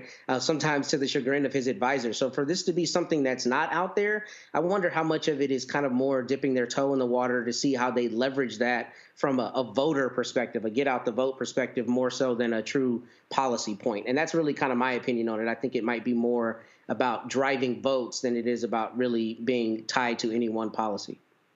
And Kelly, it seems certainly like a strategy on his part, been hush-hush for a little bit, making a difference in his campaign trail. What are your thoughts? I think that this man is a thug, like he's a crook, and crooks tend to basically do whatever it takes in order to get to what they want. I don't think that, I personally do not think that Trump has actual policy in mind. I think he goes where he thinks he's going to win. I wholeheartedly believe that if he thought that getting on a Democratic ticket and touting those talking points would get him into the White House, I think he'd do it. And we would have this same situation over on the Democrat side. So when it comes to this abortion issue, frankly, I don't think he cares. I think he just wants to win. It is just unfortunate that women's bodies, women's health is has been so tokenized and politicized, such that it is a talking point and a voting matter, such that if you think one way or the other about it, that's basically how the vote is going to go for whichever candidate is on that side. All right, well, we will see if he comes out of the dark into the light on this issue, something certainly that we'll be following. All right, stay with us. We're going to take a little bit of a short break. When we come back, we will have more from our panel, some other wonderful guests. You are watching the Black Star Network on Roland Martin Unfiltered. Stay with us. For the last 15 or maybe 16 years, 18 years, I'll say, since when I moved to LA, I hadn't had a break. I hadn't had a vacation, probably a week vacation here and there. Right. This year, after I got finished doing Queen Sugar and we wrapped it out, because I knew I had 2 TV shows coming on at the same time, so I'm going to take a little break. So I've been on break for the first time, and I can afford it now. Praise God. You know what I'm saying? Right. So I can afford it. I'm like, I can sit back and ain't got nothing to worry about, man. But this was the first time in almost in 2 decades that I've actually had time to sit back and smell the roses.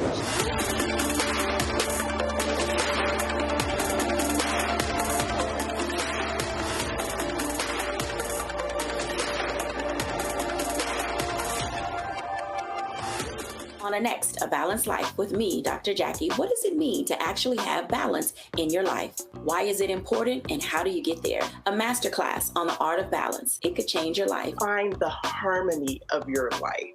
And so what beat can you maintain at a good pace? What cadence can keep you running that marathon? Because we know we're going to have high levels, we're going to have low levels, but where can you find that flow, that harmonious pace? That's all next on A Balanced Life on Black Star Network. What's up, everybody? It's your girl, Latasha from the A. And you're watching Roland Martin Unfiltered.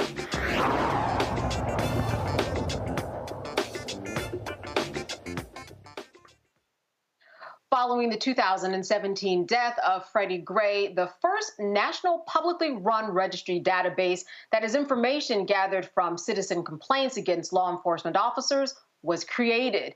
Missing Peace founders Crystal Sills and Dr. Giovanni Felton say this database is the change that the country needs. They join us now from Baltimore, Maryland. Thank you so much for being with us today. Thank you very kindly for having us. Thank you. Oh, absolutely. Crystal, let me start with you. This database so far, how has it been going in terms of collecting complaints from people? Are people responding to it? Well, we're just on the beginning stages of it and introducing it. So and what's your goal? What are your hopes for it? Our hopes are that cities and municipalities embrace it and use it as a way of creating transparency and accountability for their law enforcement agencies. And we also want it available across the nation so that citizens can upload their complaints. And it's creating transparency, creating accountability, helping the law enforcement agencies to either weed out that 10%, because it's only 10% that actually cause 90% of the misconduct complaints. So to weed out the bad apples and to help them do some training. So this isn't anti-police, but this is an effort to help them bridge the gap between the citizens and law enforcement and public officials, create transparency, and increase the training, the professionalism of the agencies. And Dr. Felton, I know that one of the reasons that this database was started is because, as you said on your website, that the reports sometimes don't tell the truth. The police often don't tell the truth. And so this is a really different way for you and your team to get to the truth. And that is the ultimate goal here. Absolutely. What we want is transparency.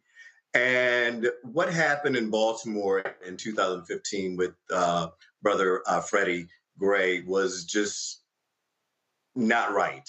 And we found out that the police who had engaged with this corrupt situation had prior charges against them, and they should never have been, honestly, on the force at that time. So if missing piece was available back then, maybe this travesty could have been prevented, such as today. That's why we want the states, we want the cities, we want the citizens to be able to use it for transparency, use it for hiring practices, and as a state-of-the-art practice for all human resources to, as Ms. Sills said, to weed out bad officers and to promote healthy communication between communities and police. And so, Dr. Felton, I want to stick with you. How does this work practically in terms of do you go to your site, upload your complaint there, and then take me just step by step about how information that we might have in the public can help your cause? Absolutely. And what I'm going to do is actually let Ms. Sills answer that, because she's our head of our data personnel. So she can answer that a little better than I can. So I'm going to let her answer that if I can. Thank you. Oh, sure. All right, Crystal. Okay, so it's a website that you would go to, and it's missingpieces.com. MISSINPEACES.com. And you register like you would register for any other website, and you get a login. And as a citizen, then you go in and you register your complaint. Now, you must have a complaint that you actually went to the agency and filed, because we will require that you upload that for verification reasons, just to ensure that this is a legitimate complaint. And the other part is, if you don't file, the agency always has the excuse, we didn't know. Nobody told us. So now once you log in, you put in the information, your name, the officer's name, what actually happened. And a lot of these are just click boxes. What type of complaint was it? Was it police brutality? Was it just harassment? Whatever you can think of. We have every agency in there. So was it your local officer? Was it a federal officer? Was it a railroad? Was it fish and warden? So every type of officer you can think of is in this database. And what is key about this database is not only do you upload the police misconduct complaint, but you can upload video. We all know the only reason cases have been going to court is because somebody had video. This has been happening for years, but because we didn't have video, there was no proof and people could discount it. So you can upload video, you can upload any kind of supporting documentation you have. And then what it generates on the back end is a report that can be searched by city, by state, by agency type, by the officer's name. So if we can get everybody to put their complaints in, then we can start to track these officers, because what happens is they bounce from locality to locality. So we know that happened with the officers with Breonna Taylor. They left that agency and now they are in other agencies close by. So the behavior has this is a way to track. Right. Yeah, absolutely. Yeah.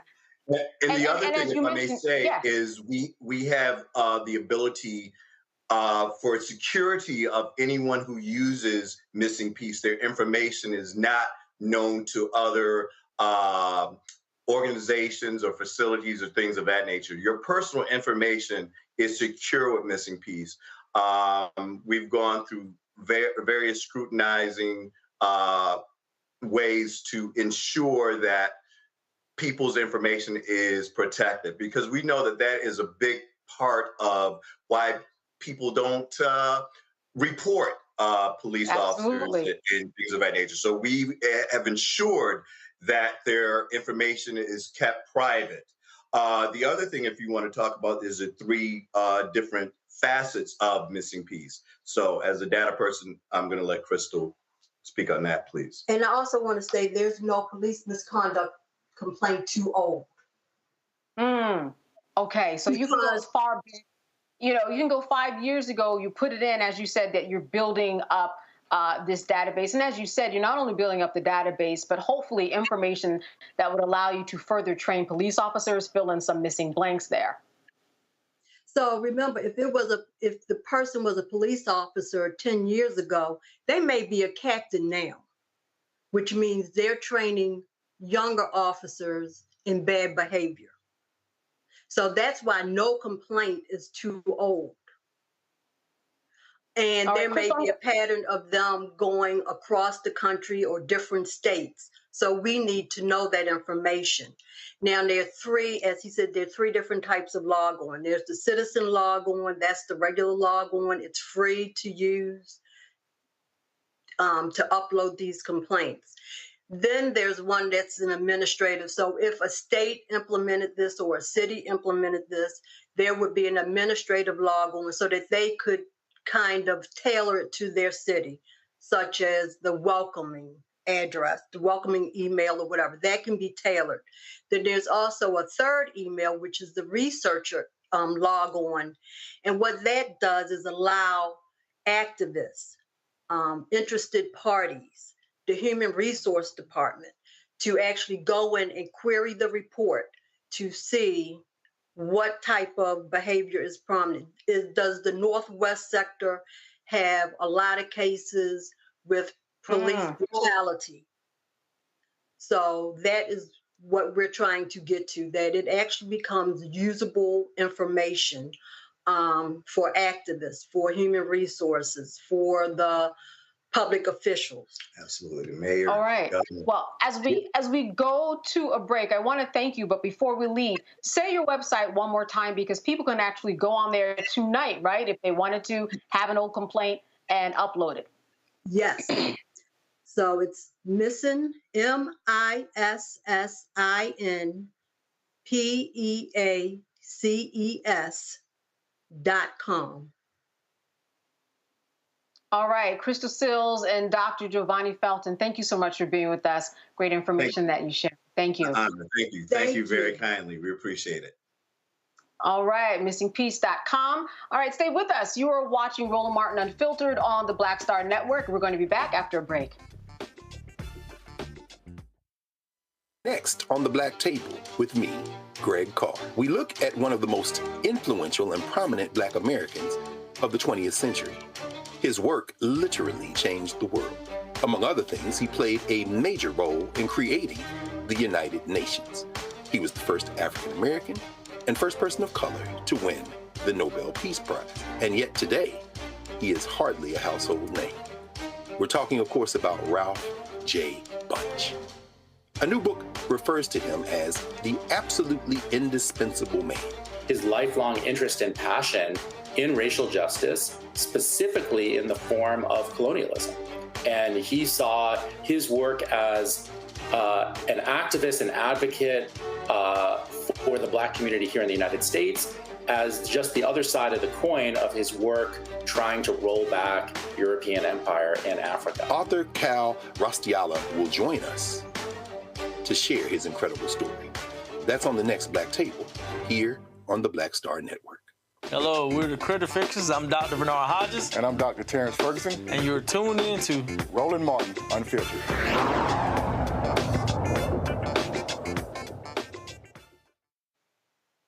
All right, so a Florida Sheriff's Office released body cam video of an officer-involved shooting from November. It shows the deputy firing his weapon multiple times at a suspect inside of a patrol car after he thought he'd been shot. This body cam footage shows Deputy Jesse Hernandez walking to his patrol car when an Acorn is seen falling on the roof, causing Hernandez to hit the ground, yelling and firing continuously. Let's take a look.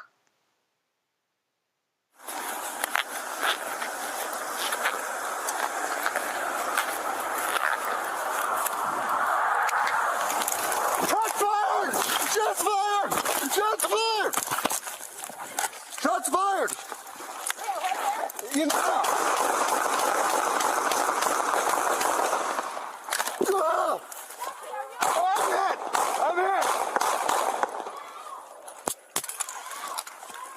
What? I in the car. I was shot through the car. Oh.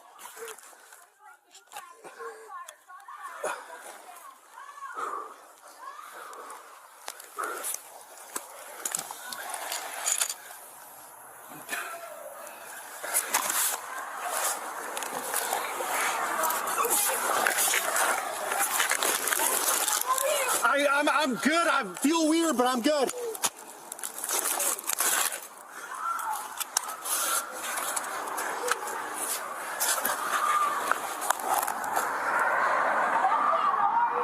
I'm good. I'm good.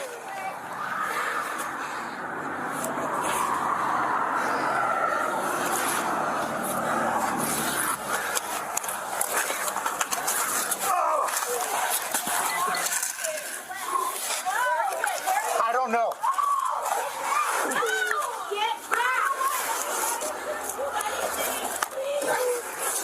I might have hit my vest.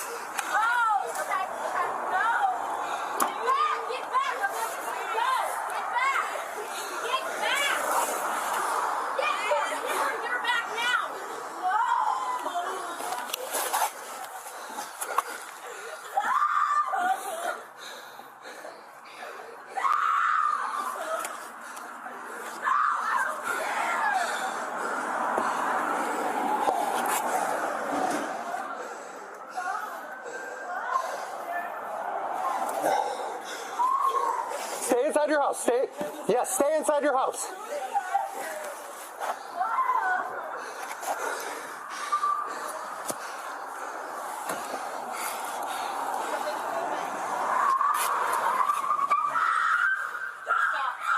Stop right there.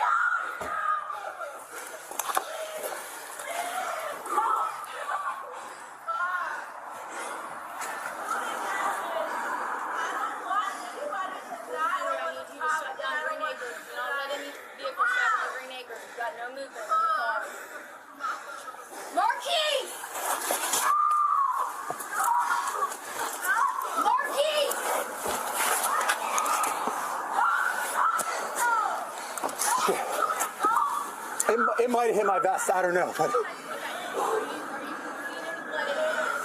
I'm not.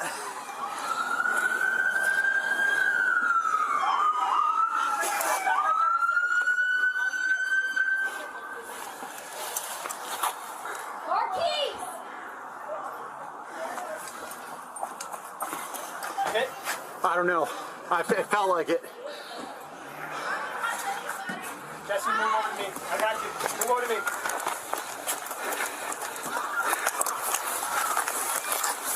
Jesse, come back. Mark vehicle right there. Dude, am I hit? Come on. All right, Kelly, all this caused by a nut, and I do mean the Acorn that fell. What do you think about this? So far, no charges have been made. But this is a particular officer that actually resigned from the sheriff's office. But don't you think that some charges should and would be forthcoming, in that he fired at someone who didn't have any firearms? They were in his patrol car. Not only, there's so many thoughts running through my head. Not only was this person unarmed, my understanding is that this person was in custody. He was handcuffed. He was virtually immobilized in the back of this car. What made you think that this person could have possibly had any kind of weapon on his person after you patted him down, handcuffed him, and put him in the back of your car? The stupidity of this police officer knows no bounds. Because on top of all of that, where does an acorn ever sound like a gunshot? When does that happen? Oh gosh. In the world of acorns, you are correct. You know, I am imagining it hit his car pretty hard. That is the only sense that I could make of it, but still with the same. From a projectile tree? Sure.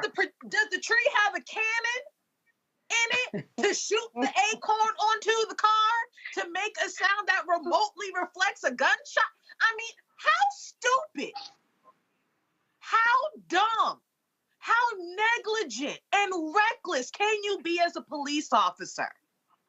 Matt, I want you to jump in here now. Just dumb. Yeah, some charges coming? I don't think there will be any charges coming. You know, often when we're on the show, I like to watch our brothers and sisters on YouTube to see what they think. And at least two people mentioned something I didn't even consider. This might be PTSD. And as comical as it is, this is frightening because something like an Acorn, you know, him mistaking that to be a gunshot and then shooting 17 shots in conformity with that is absolutely terrifying. Oh, absolutely. I mean, I see some infliction of emotional distress charges. I think that this could be made into something. Michael, what are your thoughts about this acorn falling from the tree and causing 17 shots to be fired? Yeah, you know, I watched the footage from NBC News on their Instagram page, and they actually highlighted the acorn falling, and it bounces maybe 2, maybe 3 times, something like that. So apparently there was a sound of the acorn falling, hitting something hard, but still to translate that into a gunshot and you're being shot at, as opposed to maybe thinking, hey, it's a car that's backfiring or something like that, and then you're going to fire 17 shots into your patrol car. Now, on Instagram, on NBC News page, when they posted this video, I saw one comment from somebody saying that they think he suffers from PTSD. If he say hypothetically he does, this is another reason why you have to have better screening for a lot of these police officers, because right, Matt was saying that about the PTSD. Yeah, this is just ridiculous here. Now, luckily, nobody was shot, okay? Marquise Jackson was in the backseat handcuffed of the car. He was not hit. Luckily, nobody was hit. Somebody could have really been killed, okay, with this very easily. And you hear someone screaming, calling out Marquise's name. So there are other people potentially, who were traumatized by this incident. That was his mom. Yeah. So his mother traumatized by this incident, even though he was not hit. So some people should just not be police officers. And this is why mental health, there's such a need for mental health in this country. Yeah, and ironically, you're talking about someone who potentially has PTSD and then cause a lot of distress and will cause probably PTSD for Marquise and his mother in the process. Yes. And Kelly, I think that that's where the charge really lies, in that you've caused a lot of havoc and problems that weren't there before you thought this acorn was an actual gunshot. I'm still just stuck on the fact that this man was a cop. Right? Like, was a cop. Like, the fact that he resigned, to me, says that he could possibly get a job in the county over, because nothing's on his record or anything like that, to my understanding. So I just wish that people just made better decisions. And I empathize with PTSD symptoms and triggers, but if that is the case, you shouldn't be a cop, specifically a cop with a gun and has the power to take lives off of that. Like, I just, in a vacuum, it would be comical, but we're talking about lives here. Like, I really have no words for the absurdity of it all. I'm just glad that the victim is okay, that the young man who was in the back of that car, he is alive. In fact, I found out about this through his Instagram post that went viral on the issue.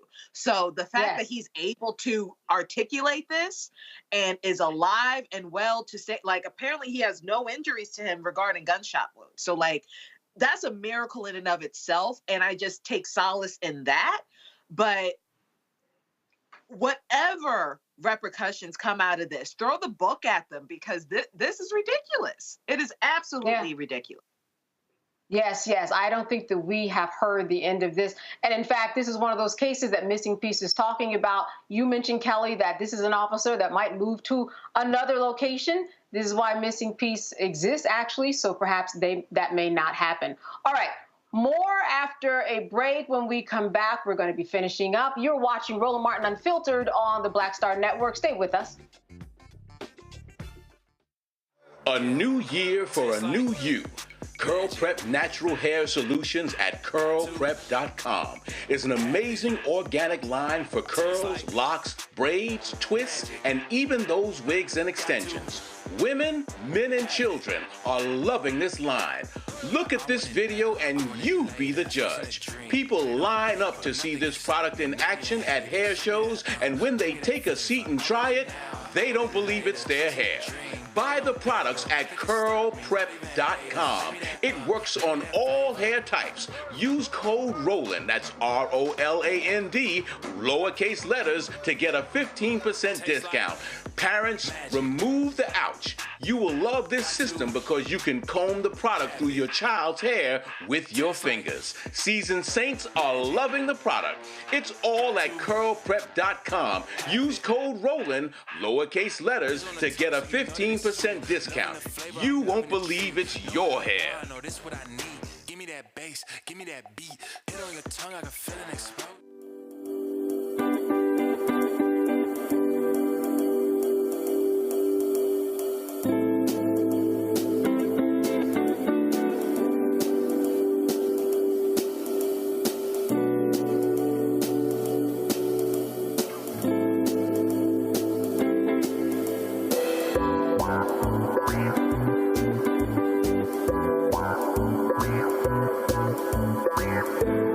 What's good, y'all? This is Doug E. Fresh, and you're watching my brother Roland Martin Unfiltered as we go a little something like this. Hit it.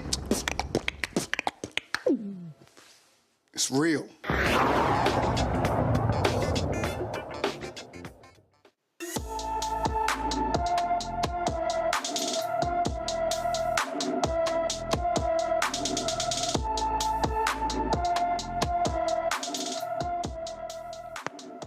Destiny Proctor has been missing from her Mahwah, New Jersey home since January 16th, 2024. The 17-year-old is 5 feet 1 inches tall, weighs 130 pounds, with black hair and brown eyes. Anyone with information about Destiny Proctor is urged to call the Mahwah, New Jersey Police Department at 201-529-1000. All right, an Ohio judge declares a mistrial in the murder trial of a former deputy who killed a black man at the door of his grandmother's house in 2020. This morning, Franklin Court of Common Pleas Judge David Young declared a mistrial after multiple questions from the jury on whether they could reach a verdict on one charge but be hung on another, and whether justification applied to one or all of the counts. The judge rescinded the mistrial minutes later and asked the jury to continue deliberating. Hours later, the jury informed the judge they could not reach a verdict. Young again declared a mistrial and excused the jury. A new date has not been set.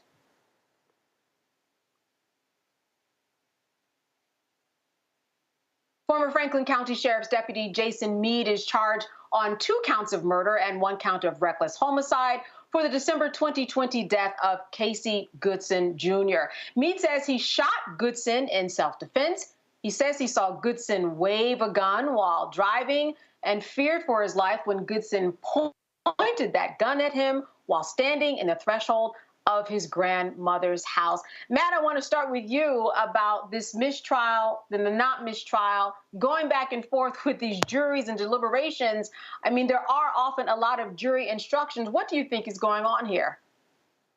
Well, having not seen the evidence, I'm not sure, but it's exactly what I suspected, at least what you said, that the jury sent out a number of notes indicating they couldn't reach a verdict. And for the viewers out there, what happens in that circumstance is the judge decides to issue what's called an Allen charge, where he or she says, okay, jury, I want you to go back and do your absolute best to reach a verdict on this case. And if they still can't reach a verdict, then a mistrial is declared because the jury is, as we call it, hung, meaning there's no unanimity in one direction either way, either for guilt or for innocence. So That to me indicates that the jury, there's at least one holdout on the jury who doesn't think he's guilty or doesn't think he's not guilty, meaning that's the verdict that they would vote for. And that's what happens in this case. Now, I've never had the circumstance where a judge has declared a mistrial and then rescinded it. So that's a pretty strange thing. Because usually by the time they declare a mistrial, it's exceedingly clear that the jury can't reach a verdict. So that's pretty peculiar. But what is not peculiar is in a case like this, having, juries that are finding difficulty in finding clear, guilt or innocence. Because as it goes back to the last case we were talking about with the officer in the Acorn, the reason I don't think he'll be charged in that case is because police officer prosecutions are difficult more so than private citizens because they actually have statutory authority that gives them the authority to use force in certain circumstances, right? So that's what makes these cases more difficult than a private citizen who isn't given statutory authority to use force. And to that end, I think that what you probably have here is a jury, or at least some members of the jury, who are struggling on determining whether he did in fact commit murder or whether he was justified in his use of force, which is an issue we talk about here all the time. But having a mistrial declared and then rescinded is a pretty peculiar thing. I've never seen that before. Hey, Kelly, let me wrap this story up with you. I mean, this is actually strange. You have a mistrial, and then minutes later, there's not a mistrial. I mean, as Matt said, when you declare a mistrial, it seems like there's some finality to it. You have evidence that supports your decisions. So for him to go back, that is strange. It is strange, and I honestly haven't heard anything like this before.